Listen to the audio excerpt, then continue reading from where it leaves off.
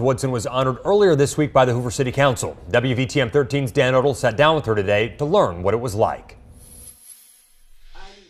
Marilyn Jones Woodson began teaching 60 years ago in 1958.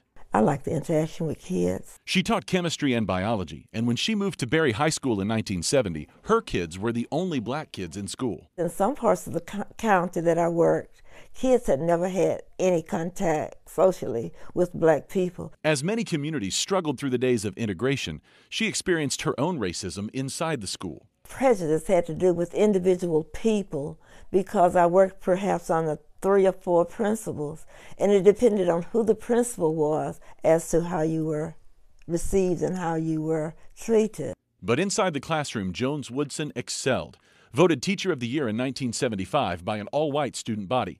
When Hoover City Schools formed in the late 80s, she was the district's first black administrator. She also won the Finley Award, one of Hoover School System's highest honors in 1998. Honored this week by the Hoover City Council, she says she's humbled. It's nothing extraordinary about what I've done.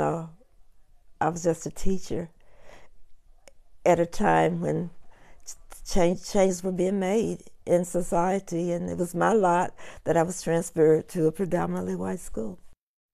Jones Woodson says she is thankful she was on the forefront of integration, and she's proud of the progress Hoover City Schools have made in diversity. According to the district, in fiscal year 2017, Hoover City Schools had 247 African American faculty and staff, nearly 15% of its employees.